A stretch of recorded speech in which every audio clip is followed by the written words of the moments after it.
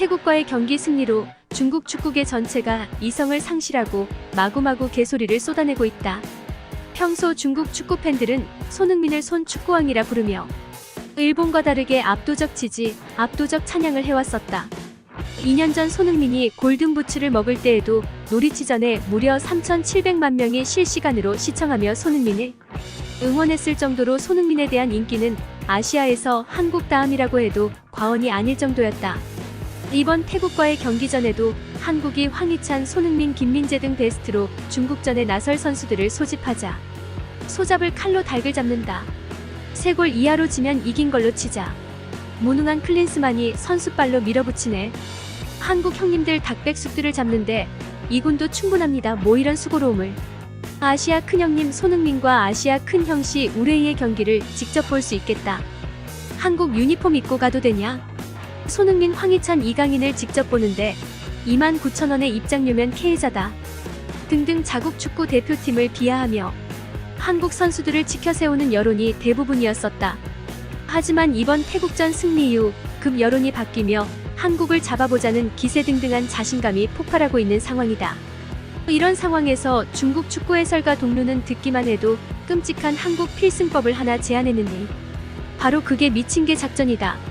손흥민이 경기 후 중국의 거친 플레이를 두려워할 필요가 없다고 말하자 동료는 손흥민의 속마음이 드러난 것이라며 사실 한국 선수들은 중국과의 경기 따위는 관심이 없으며 EPL이나 미넨 파리 등으로 돌아가 자신들의 우승과 주전 입지를 위해 다치지 않는 것이 훨씬 더 중요하게 생각하니 이를 이용해서 거칠게 교묘하게 손흥민이나 이강인 등 한국의 스타 플레이어들에게 반칙을 하고 부상을 입혀야 된다고 나름의 한국전 필승 전술을 이야기했다.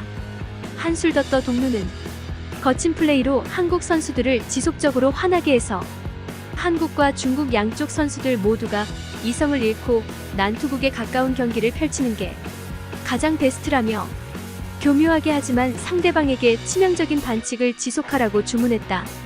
그렇지 않으면 절대 한국을 이길 수 없으니 이 점을 명심해야 된다고 이야기했는다. 사실 위와 같은 식으로 경기가 진행된다면 그것이야말로 한국이 가장 현재 바라지 않는 시나리오일 것이다. 게다가 중국 홈에 VAR도 없기에 심판이 어떤 판정을 할지도 큰 리스크 요인이다. 개인적으로 중국이 미친개 작전으로 나온다면 한국은 중국 무협지의 개방의 거지방주가 쓰는 전술 타구 봉법을 쓰면 어떨까 생각된다. 거지들이 동냥을 하면서 집집마다 돌아다닐 때 덤벼드는 개들을 제압하는 몽둥이 무공인디 즉 전반전에 피지컬이 좋은 오현규, 조규성 등을 선발로 기용해 중국의 거친 플레이에 몸싸움으로 대응하게 한 후 이후 후반전에 빠른 샤프슈터 황의조, 손흥민, 황희찬 등을 경기장에 풀어놓음으로써 몸싸움에 지친 짱깨들을 때려잡는 전술이 어떨까 생각된다.